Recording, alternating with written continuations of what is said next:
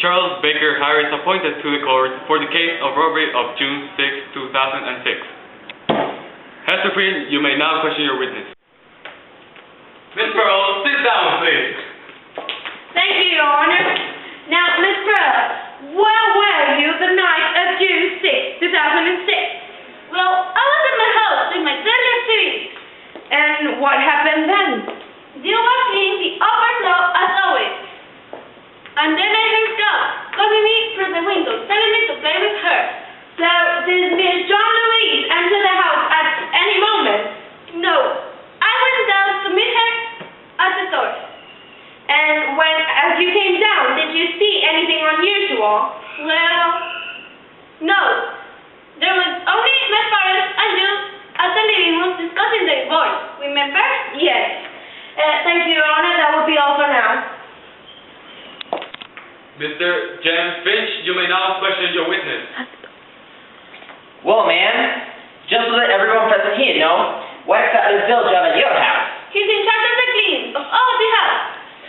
Oh, and have you had any previous problems before with him stealing anything or any problem at all? No, Mr. Finch. Well, you were aware that just you, your parents, Mr. Dale, and the lawyer were at your house at the time? Yes, no one else. All right, thank you, Your Honor. I'm done. Thank you, Mr. Finch. Miss Pearl, you may now go to your seat. Bring the next witness to the stand.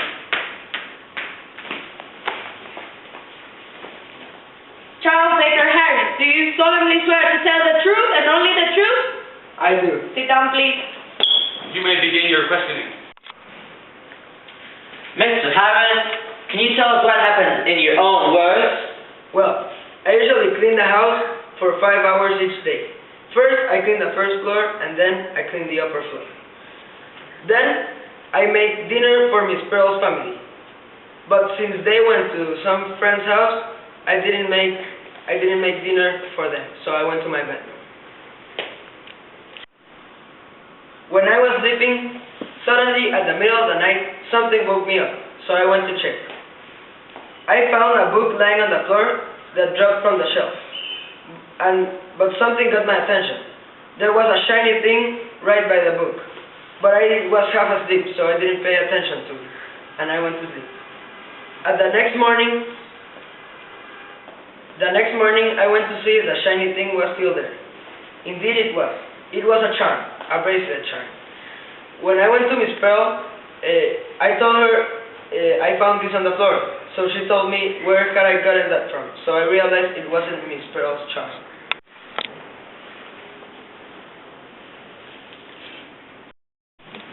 Was it the first time you were alone at the house? Well, actually, they went to a vacation 2 weeks ago, and I was in charge of the whole house. Oh, I see. And did the family report anything missing at all? No, that I can remember. They didn't notify anything. Okay. So on the night of June 6, 2006, did you steal anything from the house? No, mister. I certainly didn't steal anything from that house. Alright, thank you, Mr. Harris. That will be all for now. Thank you, Mrs. Finch. Now, Miss Hester, do you have any questions for the witness? Thank you, Your Honor. Now, Mr. Baker, would you tell us what were you doing around 6 to 8 p.m. that night? Well, I finished cleaning the upper floor, and I was heading to my bedroom. What happened then? Well, I was on my bed reading. So, you can read and write? Certainly I can. So, to prove this, would you read what this paper has to say for everyone to know that you can read? Sure. What? Don't ever stare at them. Though, do you understand me? Never. I didn't mean to, I said. Your friend is quite right, Aga. You might as well poke a rabid dog with a stick, someone said. This new voice belonged to an old beggar sitting barefoot on the steps of a bullet-scarred building. He rode a threadbare chappan worn to frayed shreds and a dirt-crusted turban. Thank you, that will be all. Now, do you have any evidence of entering your bedroom?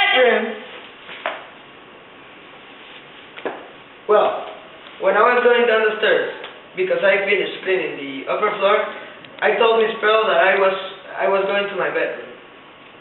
Was anyone else in the living room with them? I mean, with Miss Pearl's parents? No, at that moment you were just leaving the house. So, repeat for me, were you the one who stole the golden watch? No, I did not. Miss Hester, Yes. would you please tell us how did you know it was a golden watch? Well, someone had mentioned it before, right? Actually, no one had mentioned it was a golden watch. Well, I knew because Pearl mentioned something about it.